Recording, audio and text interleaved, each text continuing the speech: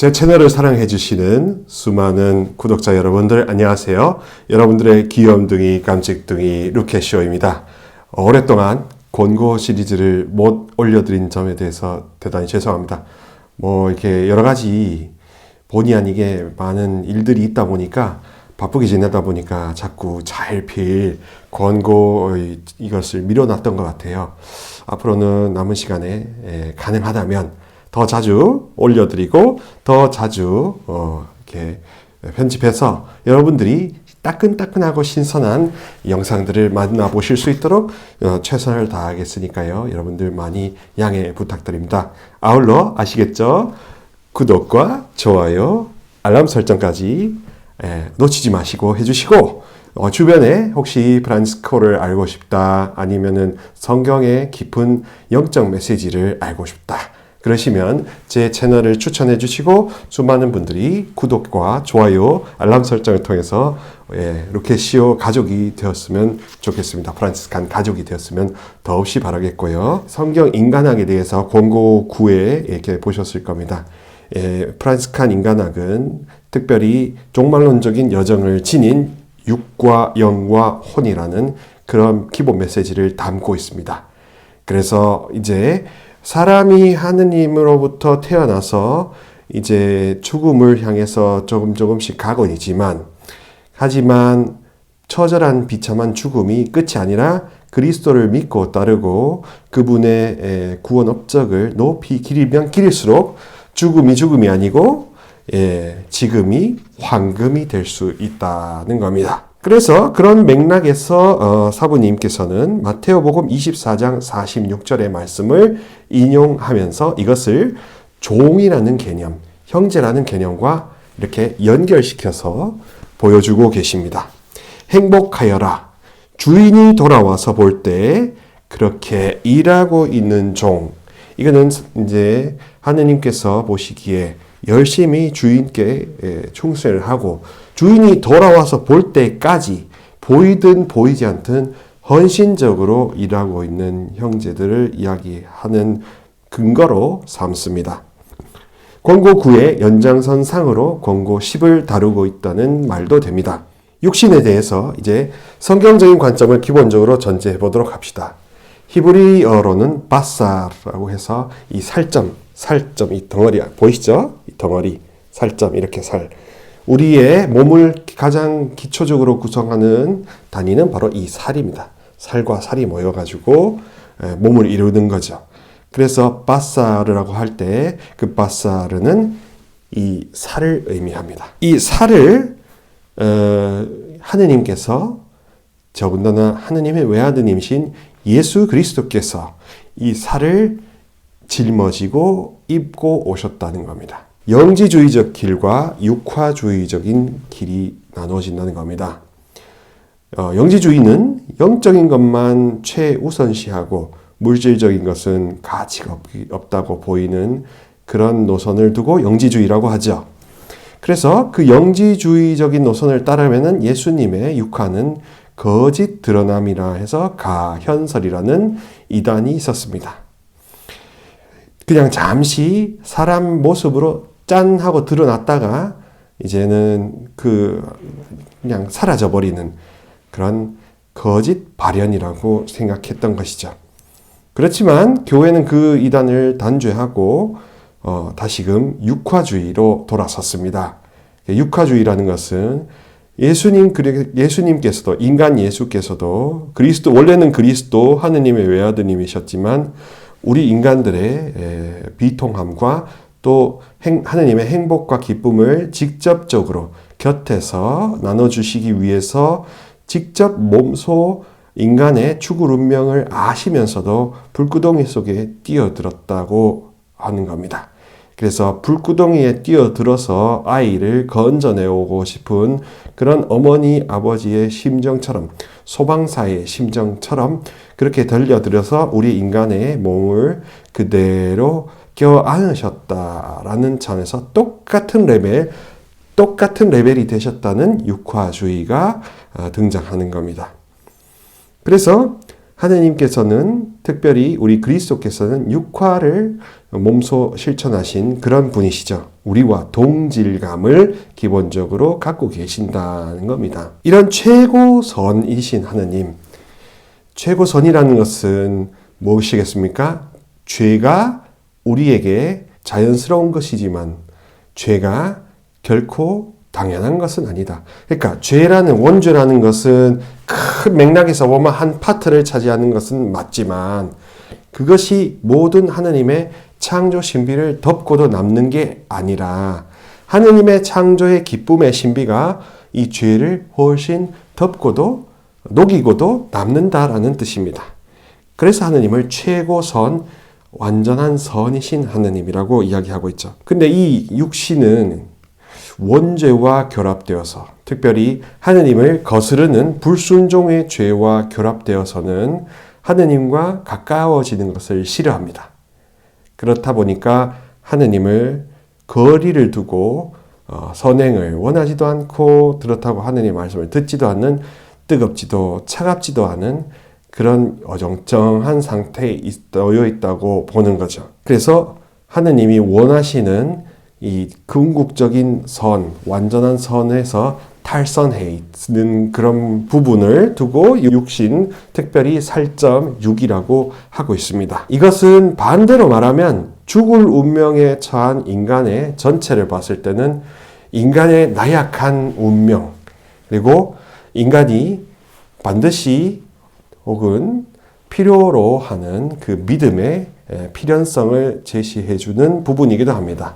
사람이 살을 갖고 있지 않다면, 살을 갖고 몸을 갖고 태어나지 않았다면, 그러면 궁극적으로 죽음을 경험할 이유도 없고 필요도 없고 필연적이지도 않습니다. 어쩌다가 우리가 이렇게 태어나게 되었다고 쳐도 그 살을 지녔다는 것은 죽음을 누구나 피할 수 없다라는 어떤 절대적인 운명이 주어지긴 했죠.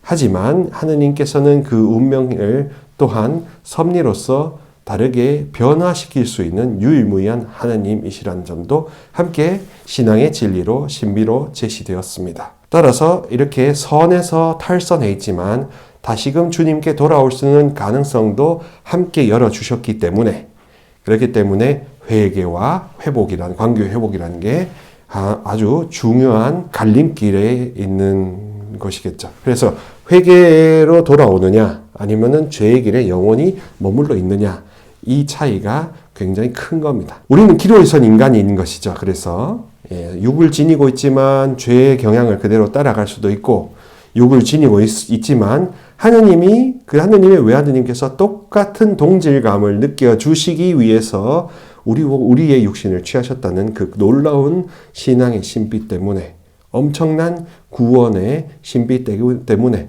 화재가 났을 때 화재를 진압하다 못해 그 안에 갇혀있는 사람들을 구해내고자 자기 목숨을 생각지 않는 소방수와 같이 그렇게 뛰어드신 하느님의 육화 때문에, 그렇기 때문에 이제 이 살점은 그냥 살점이 아니라 그리스도의 살이 되고 그리스도의 몸이 될 수 있다라는 겁니다. 그렇지 않으면 자칫 잘못하가 이단들이 주장하는 영적인 것, 보이지 않는 것은 고귀하고 가치 있고 진리이고, 보이는 것, 가시적인 것, 살과 같은 것들은, 물질적인 것들은 천하고 더럽고 버려야 한다는 영지주의적인 논리에 빠지기 때문에, 흑백 논리에 빠지기 때문에 그렇게 됐을 때는 상당히 위험한 그런 해석이 될 것입니다. 그래서 이런 나약한 인간성의 일부를 상징할 때 그 우리의 살, 몸, 뭐 이렇게 이야기할 수 있겠죠. 특별히 육, 사륵스라고 합니다.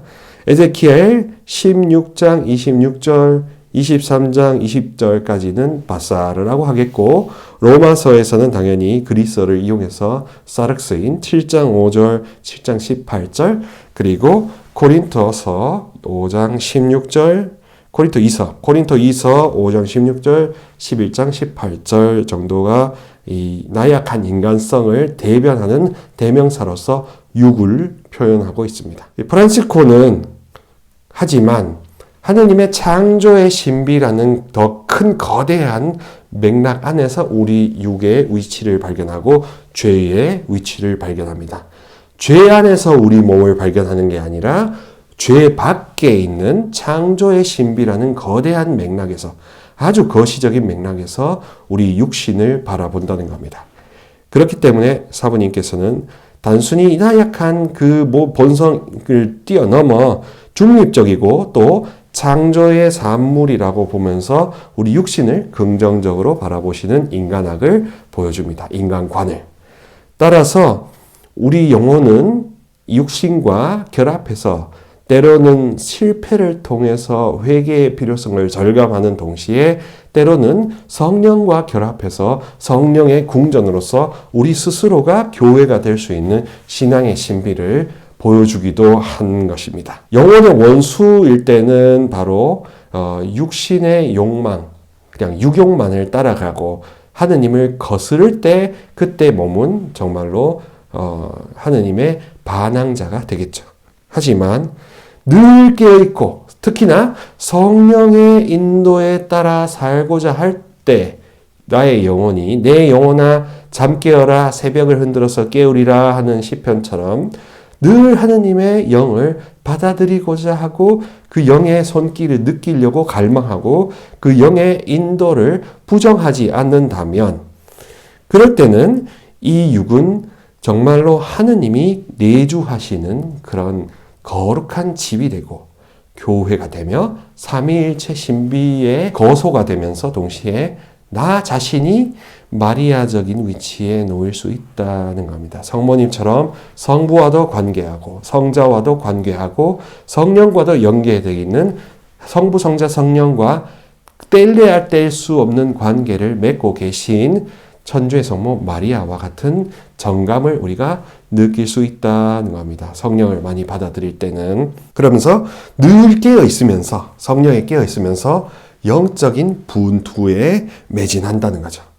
그렇게 하루하루 지혜롭게 모든 것을 임하려고 노력한다면 우리는 정말로 용기 있고 지혜롭고 하느님을 늘 찾으려는 구도심에 벅차오르는 성제 자매들이 될 수 있습니다. 보이지 않는 하느님을 보이는 육신을 통해서 드러내 주신 우리 예수 그리스도의 성체 성사와 교회와 여러 가지 신비를 통해서 주님을 찬미하고 주님과 하나 되고 일치를 이루는 것이 좋지. 보이지 않는 하느님을 믿지 않으면서 보이는 것 가지고 자꾸 타박하고 자꾸 미워한다면 그때 바로 공동체라는 이름이 어울리지 않을 것입니다. 우리는 목숨을 다하고 마음을 다하고 힘을 다하고 있는 노력을 다하고 마음의 개방성을 통해서 하느님의 영을 받아들이려고 노력해야 할 것입니다. 주님의 영과 그 영의 거룩한 활동이 우리를 육신에 합치시켜 주실 것이고 그 영이 육욕을 하느님의 창조 질서에 순종하게 유순하게 인도해 줄 거라 믿어 의심치 않습니다. 육신의 제어에서 다뤄봤습니다. 다시 한번 육과 영이 서로 하나로 연결되어서 영지주의적이거나 다른 이단들의 논리에 따라서 분리적인 사고방식이 아니라 통합적인 사고방식으로 육을 긍정적으로 바라보고 하느님의 축복의 통로, 현실의 은총의 포문이 될 수 있는 것을 굳게 믿어주셨으면 좋겠습니다.